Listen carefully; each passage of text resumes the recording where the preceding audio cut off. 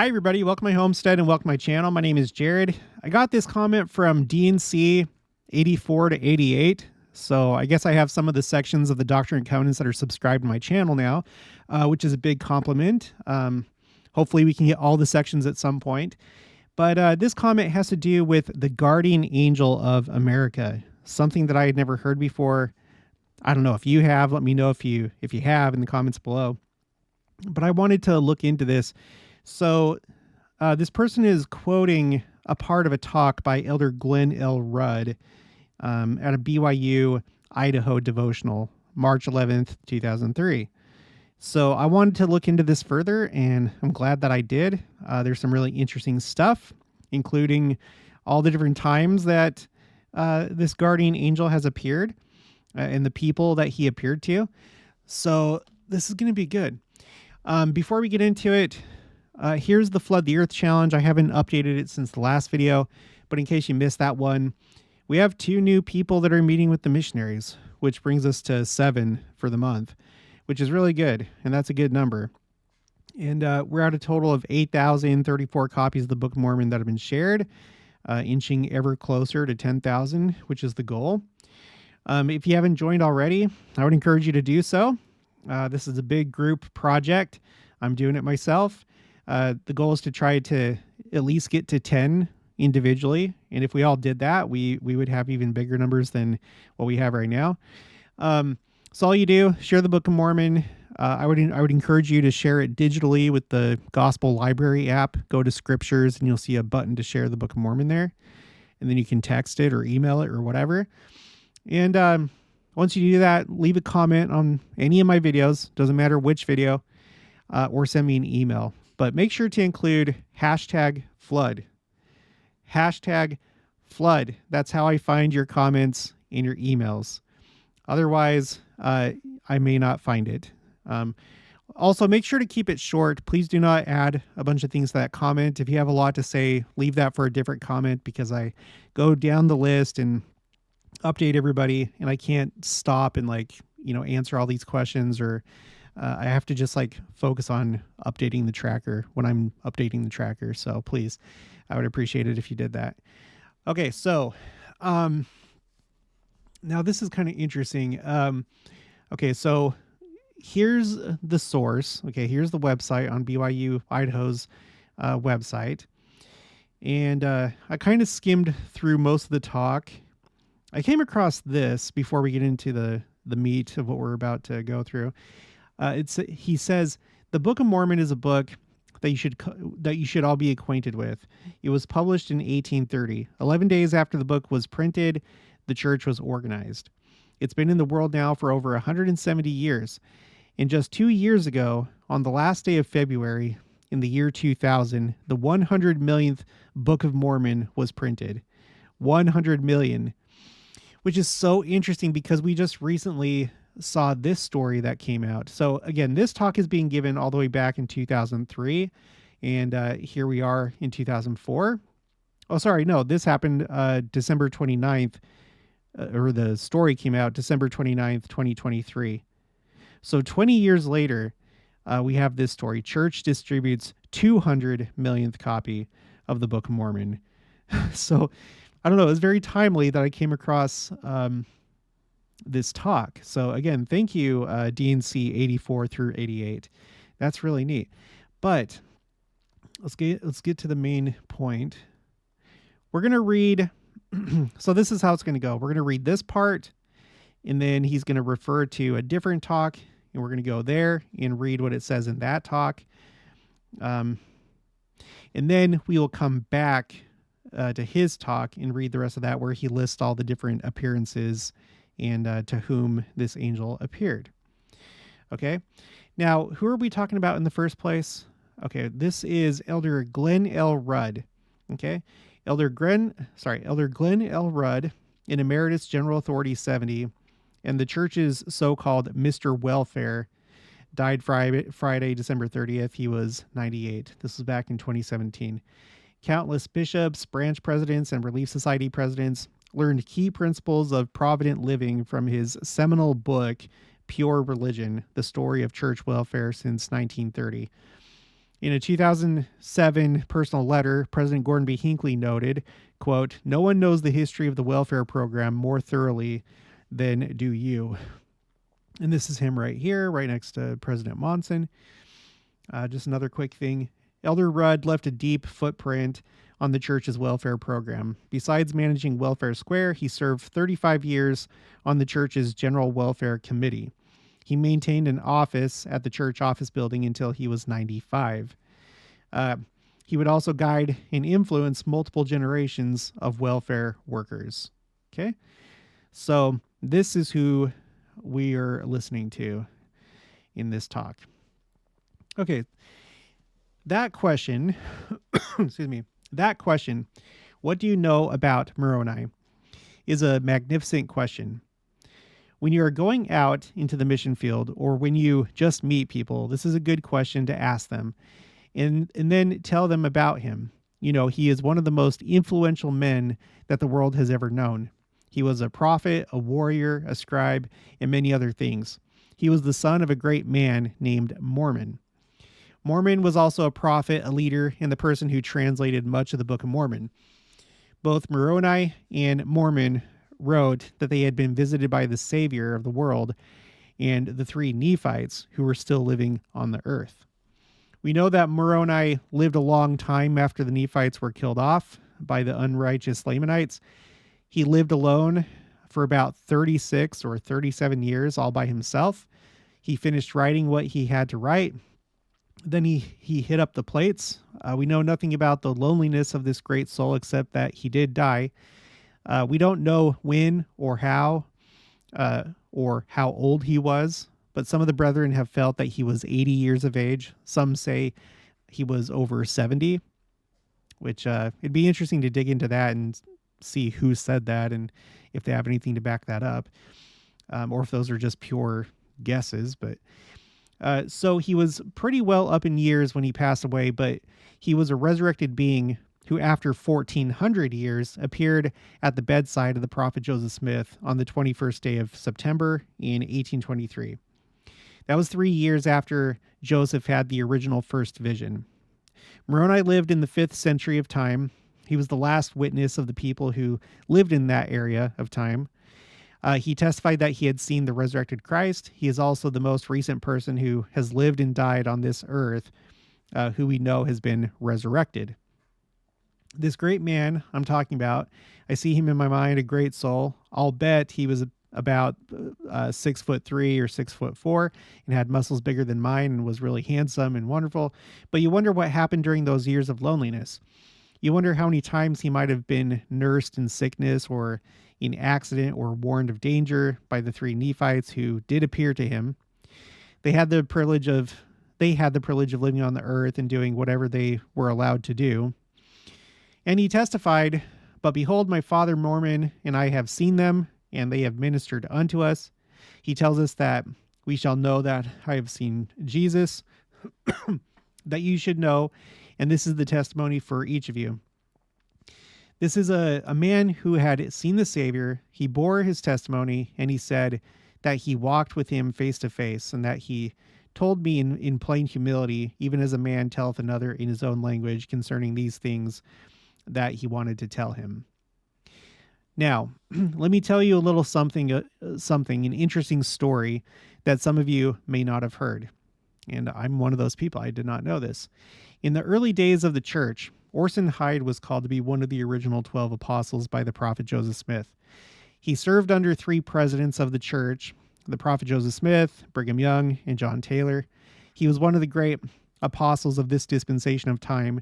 He gave a talk in the Salt Lake Tabernacle on July 4th, which is July 4th, right? Independence Day, 1854. That's only 7 years after they came into the valley. Now, it's not the tabernacle we know now, but the one they originally built. That talk was a patriotic talk about America. Okay, and now this is where we go to that talk, because I like going to original sources. It's always good to verify. That's what we should always do. Go to the original source. Go to an authoritative source. Don't just listen to people. Like it's good. Like, not that I doubt Elder Rudd, but it's good to do it yourself. That way, and in some cases, you come across more things that they didn't come across. So let's read what Orson Hyde said in that talk. We are met, fellow citizens, to celebrate one of the most important events that ever embellished the pages of political history. An event of which every American heart is proud to boast in whatever land or country he perchance may roam. I mean the bold, manly, and daring act of our fathers in the Declaration of the Independence and Sovereignty of these United States. An act worthy to be engraven in letters of living light upon the tablets of our memory and to be transmitted to our children with the sacred charge that they teach it to their children and to their children's children, till the stripes and stars flow over every land and are mirrored on the crest of every passing billow. They had not only the moral courage to sign the Declaration of our nation's independence, but hearts of iron and nerves of steel to defend it by force of arms against the fearful odds arrayed against them, the well-disciplined armies and mercenary allies of the foolish and tyrannical George III, King of Great Britain. The progressive spirit of the times, on the one hand, and the chains of cruelty and oppression on the other, inspired the apostles of American freedom to raise the standard of liberty and unfurl its banner to the world as a warning to oppressors and as the star of hope to the oppressed. Just kind of interesting that he uses the words apostles. Not that they had that priesthood office, but he's like setting them up there like really high, And of course, the standard of liberty, that's a phrase that we know from the Book of Mormon. Captain Moroni and the title of liberty. So he's probably thinking about that as he's talking about the American flag, I think. The very name of America causes a thrill of patriotic devotion to her best interest to quiver in the heart of every citizen of Utah with a zeal and a pride for the welfare of our country that does honor to the memory of those departed heroes whose ashes are mingled in our soil and made rich and dear to us by their own blood. Remember Lexington and Bunker Hill, and lastly Yorktown, with all the intermediate scenes as narrated in the history of the American Revolution. Remember the immortal Washington, chosen to lead our infant armies through the perils and hardships of an unequaled contest to the climax of victory and the pinnacle of fame. His name, embalmed in the never-dying sympathies of his grateful countrymen, will be heralded in the melody of song, while the earth bears a plant or the ocean rolls a wave. While Columbia's sons and daughters regret and mourn his exit, hence in accents like the following: cold is the heart where valor reigned, mute is the tongue that joy inspired, still is the arm that conquest gained, and dim the eye that glory fired. They will comfort themselves and quiet the pangs of their bereaved hearts by chanting like this: too mean for him a world like this. He's landed on the happy shore where all the brave partake of bliss and heroes meet to part no more. Okay, we're getting to it. You see the yellow highlights, so we're getting to it. In those early and perilous times, our men were few and our resources limited. Poverty was among the most potent enemies we had to encounter, yet our arms were successful, and it may not be amiss to ask here, by whose power victory so often perched on our banner? Okay? By whose power? It was by the agency. Now look at this. Now, of course, it's God. Ultimately, it's God, but God works through his servants, right? He works through mortals. He works through angels.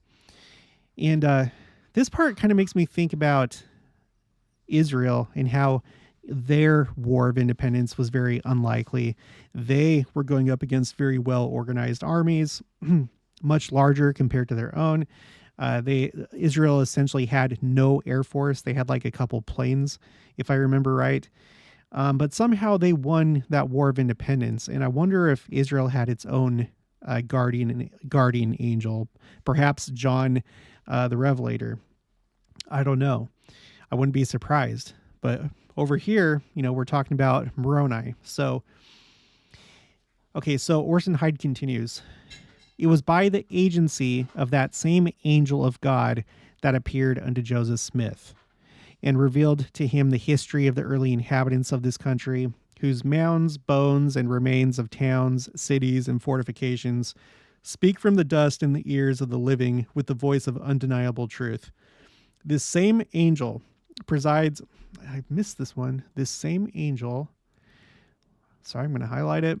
I'm probably going to take this and put it on my quotes A through Z spreadsheet. I don't know how I'm going to do it. I don't know. Maybe I'll do angels and then Moroni, angels, Gabriel, as I collect quotes. Maybe I'll do it like that. I don't know. But I do have this right now for angels under row 9. And I just added a couple things on here that you might want to take a look at. I'll highlight them for you. These two, as I was doing the last video about, or I don't know, when I was talking about translation. Yeah, it was the last video. Okay. But anyway, back to this. Okay. This same angel, look at this. This same angel presides over the destinies of America and feels a lively interest in all our doings. Now that is an interesting thought, to think of Moroni being over the destinies of America. And I wouldn't be surprised if the same is true, not just for the United States, but maybe both North and South America. I don't know. But especially the United States, because this is the country in which the church was restored. It's where the headquarters of the church is. It's been the main tool, or it's been the primary country of the restoration.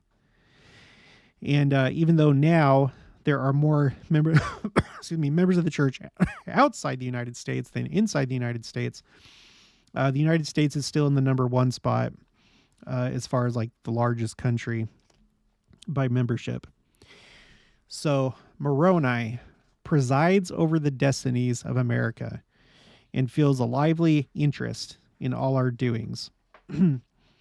He was in the camp of Washington, and by an invisible hand led our fathers to conquest and victory. And all this to open and prepare the way for the church and kingdom of God to be established on the Western Hemisphere for the redemption of Israel and the salvation of the world. So have you ever thought about that? A lot of times we think about the Lord being involved with the Revolutionary War, how the founding fathers were inspired. And you have all these people today, unfortunately, people in the church even, that criticize them, that mock them, that dig up everything that may be ugly in their history. It's so horrible. And they were inspired to do what they did, to draft the Constitution, to declare independence from the United Kingdom. They were inspired. And not only that, here it seems that Moroni had a hand in the war itself, which that would be really interesting to witness, if we could see the unseen and exactly how that was, by what means. So this is really neat, but there's more. This same, this same angel was with Columbus and gave him deep impressions by dreams and by visions respecting this new world. Trammeled by poverty and by an unpopular cause, yet his persevering and unyielding heart would not allow an obstacle in his way too great for him to overcome, and the angel of God helped him, was with him on the stormy deep, calmed the troubled elements, and guided his frail vessel to the desired haven. Under the guardianship of this same angel, or Prince of America, that's interesting. So, of course, it's not like these are official titles, but I'll go with it. The guardian angel of America, the Prince of America. Under the guardianship of this same angel, or Prince of America, have the United States grown, increased, and flourished like the sturdy oak by the rivers of water. So it's really, America is important. Its rise is important. And it was in stages. It got a really big boost from World War II. That's essentially what launched America into its role as a superpower. And this was all meant to be. The history of the United States was meant to be. There was divine intervention in this country's history.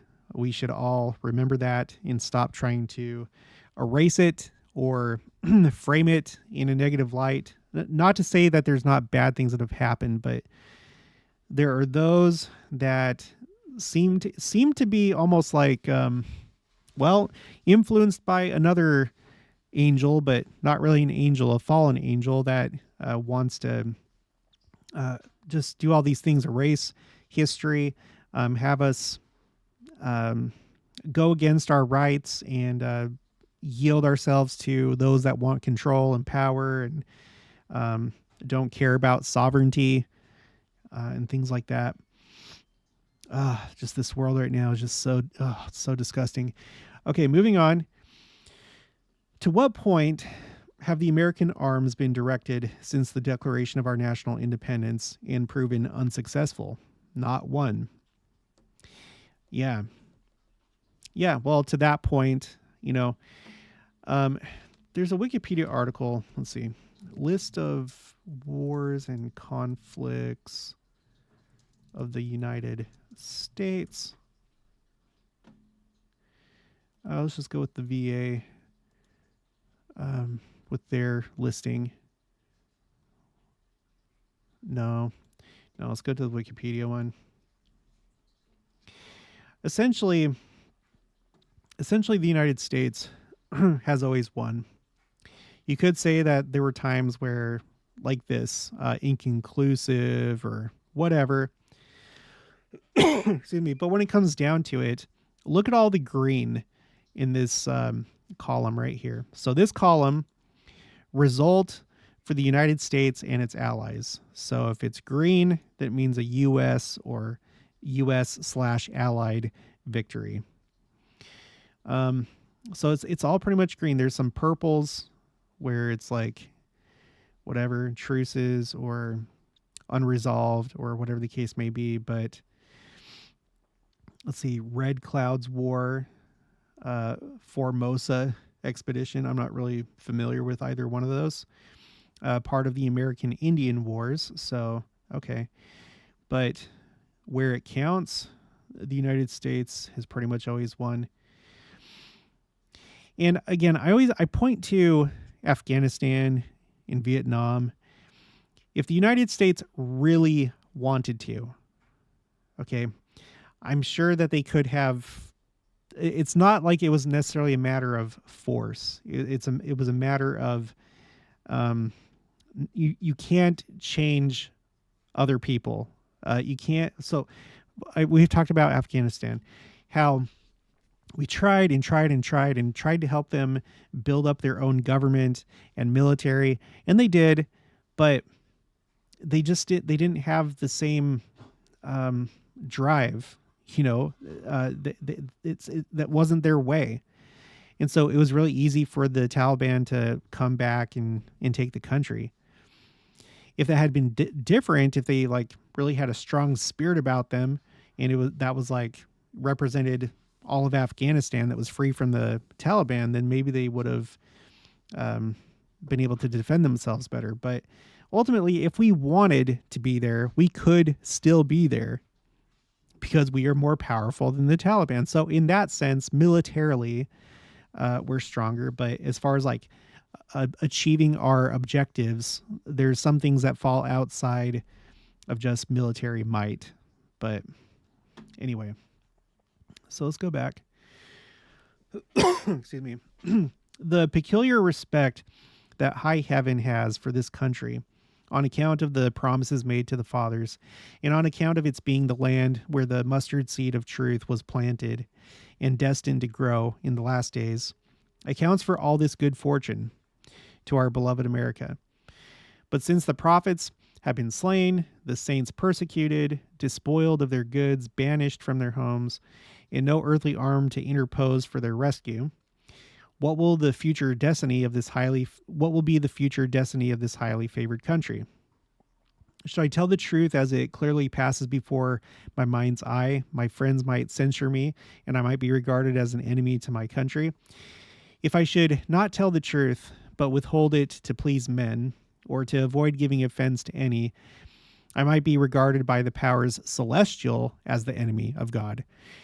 What shall I do under these circumstances? Shall I be guilty of the crime of hesitating for a moment? No.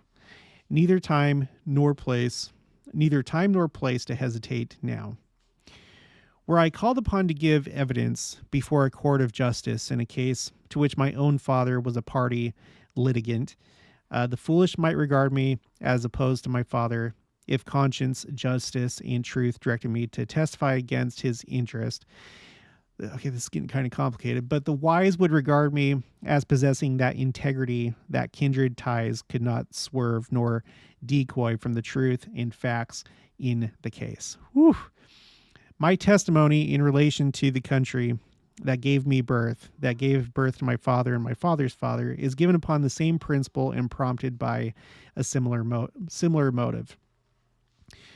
So sure and certain as the great water courses wend their way to the ocean and there find their level, so sure as the passing thundercloud hovers around yonder twin peaks of the Wasatch Mountains, and upon their gray and barren rocks pours the fury of its storm, just so sure and certain will the guardian angel of these United States fly to a remote distance from their borders, and the anger of the Almighty wax hot against them, in causing them to drink from the cup of bitterness and division, and the very dregs stirred up by the hands of foreign powers, in a manner more cruel and fierce than the enemies of the saints in the day of their greatest distress and anguish.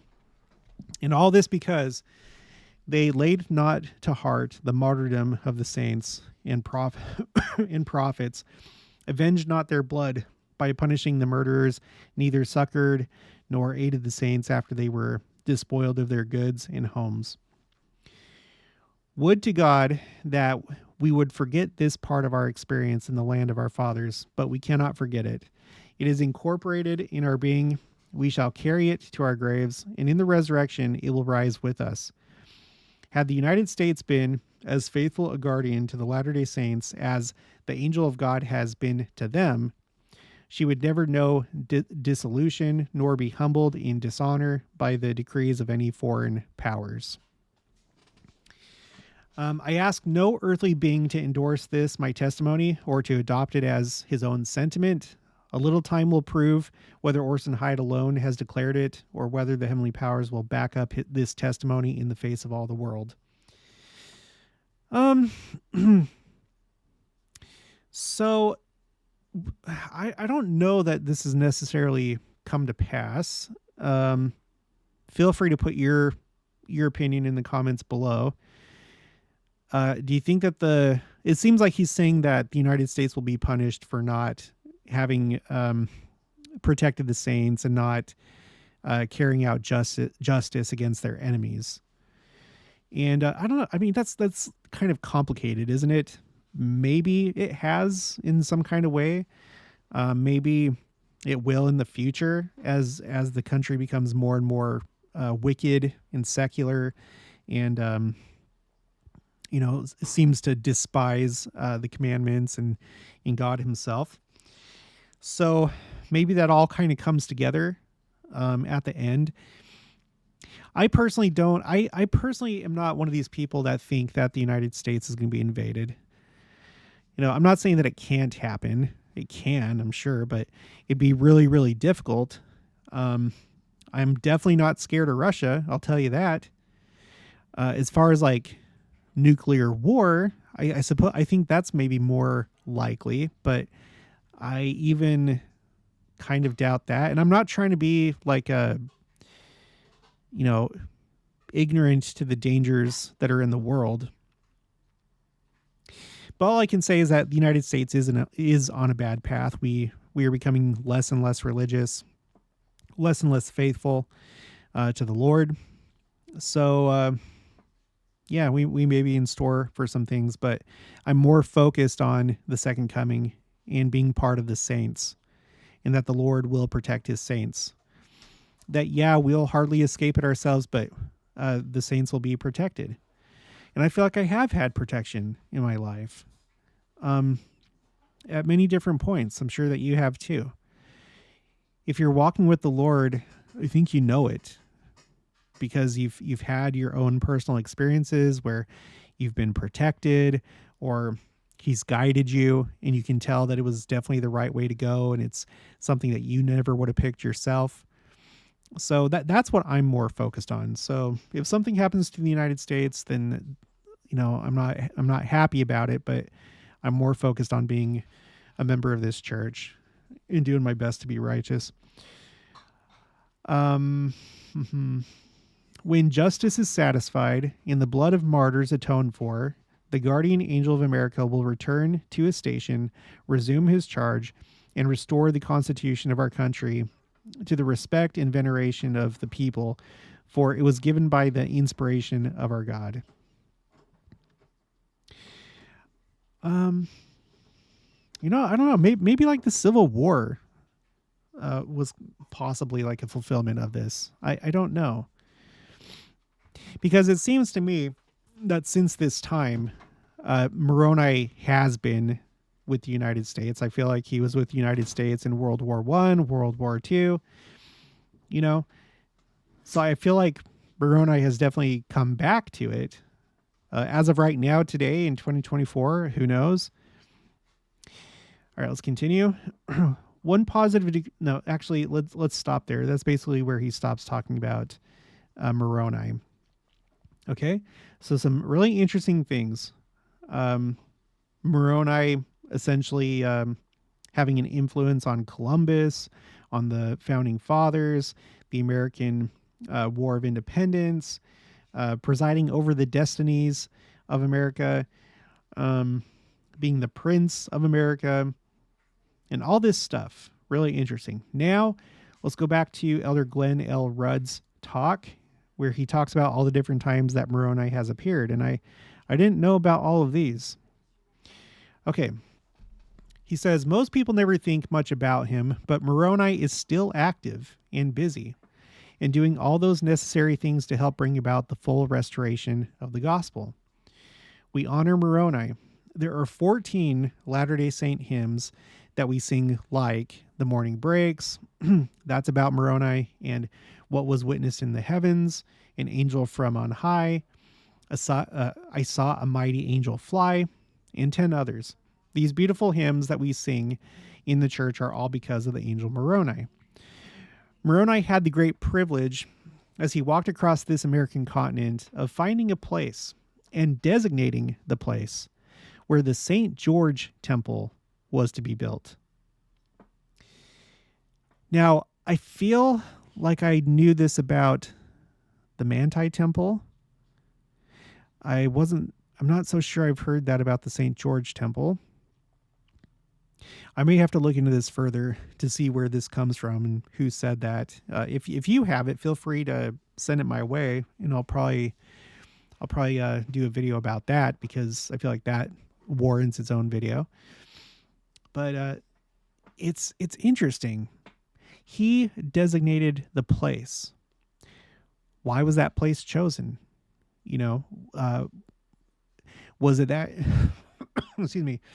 Was it that he was seeing the future? Was it just pure revelation on his part? Like, the Lord showed him where he wanted the temple to be built, so he had him designate the place? Or was Moroni involved in the decision-making process? That's really interesting to think about those last, 3 decades of his life. I'm sure a lot of it involved doing this.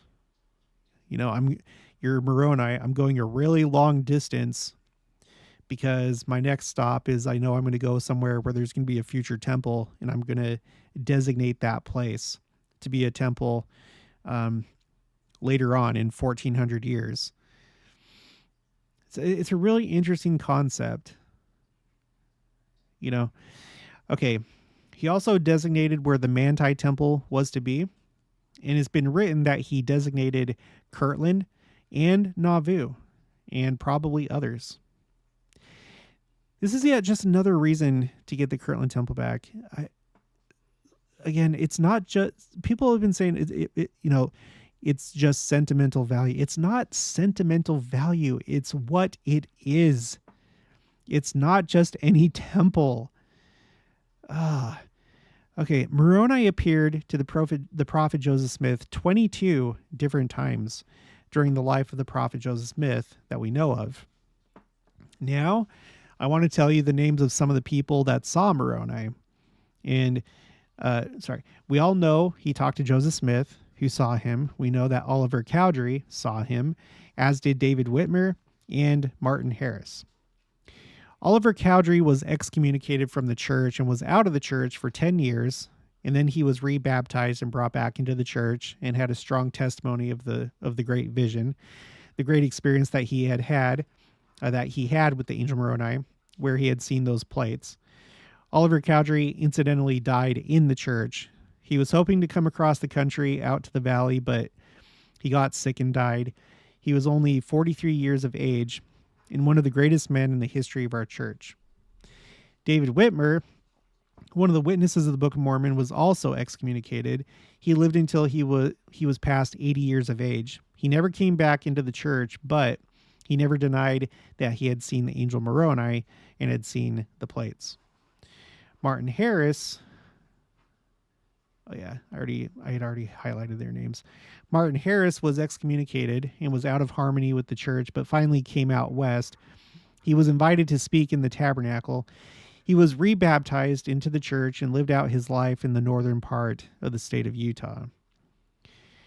Now, those four men saw him, but so did Emma Smith, the wife of the prophet Joseph Smith, and Mary Whitmer. Mary Whitmer was the mother of David Whitmer and the four other Whitmers, who were all witnesses of the Book of Mormon. It was in her home that the brethren organized the church. And while they were holding the meetings of organization, she was doing the cooking and all the hard work for the men. She went out into the barn to milk a cow. And while she was out in that barn, Moroni appeared to her and showed her the plates and gave her a testimony that she never forgot. So that is interesting. Excuse me. I think the church has made like a video depicting that. I want to say, I think I've seen that. Moroni appeared to a man by the name of Luke Johnson. I don't know why, but I've always had a warm feeling toward Luke. I guess I like the name Johnson. I guess I like the name Luke. Anyway, he saw the Angel Moroni. He handled the plates. He was one of the original apostles, but he was excommunicated from the church. However, he saw the error of his ways and came back and was rebaptized into the church. Luke came out west with Brigham Young and the others and went down into the west part of Utah, out south of Tooele, Utah, where he was ordained a bishop and served as a bishop in the church. He had been one of the original apostles and was a humble, wonderful man and one who had seen Moroni. Lucy Harris, the wife of Martin Harris, was a problem. If my wife wasn't here, I'd say she was a pain in the rear end as far as the brethren all went, because she was constantly causing trouble to Joseph Smith. She wanted to see those plates so bad. She went out digging out in the field, and one day she was digging out there trying to find where the plates had been hidden, and a big snake came up and scared her half to death, and she quit digging. For some reason I don't know, she had some kind of a dream where Moroni bore his testimony to her. The ninth man to see Moroni was a man named Zerah Pulsifer. He was a minister of another church. He had a vision in his barn. So, Moroni, he shows up in barns. While he was out in the barn one day, a light descended upon him in the middle of his barn, and he looked up and saw Moroni. And Moroni blessed his life and showed him the plates. So that's interesting. He saw the plates. He became a 70 in the church. He became a high priest and became a patriarch. He's the man who converted and baptized Wilford Woodruff into the church in 1833. I wonder if this experience had anything to do with that, if that kind of like just helped things out. I don't know. I tell you, W. Phelps saw Moroni. He was cut off from the church twice, but he kept coming back. He died in full fellowship. He wrote Praise to the Man in some of the other wonderful hymns that we sing. John P. Green saw Moroni. He was a brother-in-law of Brigham Young, and he gave the book to Brigham Young. Rhoda Young, his wife, who was the sister of Brigham Young, also had the privilege of seeing Moroni. John Taylor, who became one of the apostles and later the president of the church as a young man, had a vision. Long before he joined the church, he had a vision, and he saw an angel of heaven holding a trumpet in his mouth, sending a message out to the nations of the world. He didn't understand what it was until he joined the church, and then he understood the great mission of this man, Moroni. Oliver Granger was met by Moroni.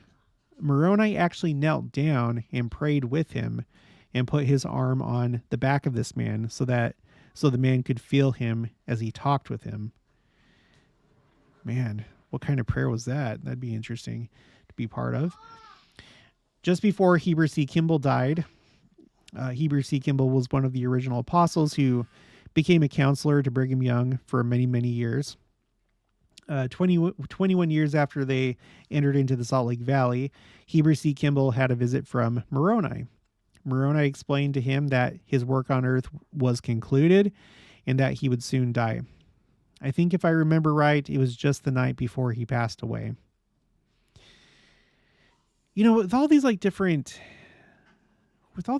things, you have to wonder how many other people have had this kind of experience. And I'm sure that they don't share it. You know, they may be under a command not to share it. And if you've had that, then obviously you should not share it unless you're commanded to do so. I say that because actually on this spreadsheet, quotes A through Z, I have an entry for spiritual experiences, and we have been, where is it? Here we go. Spiritual experiences. We've been counseled not to share them, that they should be personal. It's for you. It's for your own, as it says here, edification, instruction, or correction. Yeah, so you can the church has been pretty clear about this. Do not share. You need to be careful with whom you share spiritual experiences. Generally, you should keep it to yourself, and if you're going to share it with anybody, then share it with your family. It's just like a patriarchal blessing, you know. The reason why is because you have people that will make light of what you experienced, for example. And then it may actually cause doubt in you, because there are people out there, toxic people, that get jealous, and they're also in a very competitive state of mind. And so you tell them something special from your patriarchal blessing or a spiritual experience. It makes them feel jealous, envious, insecure. You know, why haven't I had if anyone was going to have a spiritual experience, it would be me.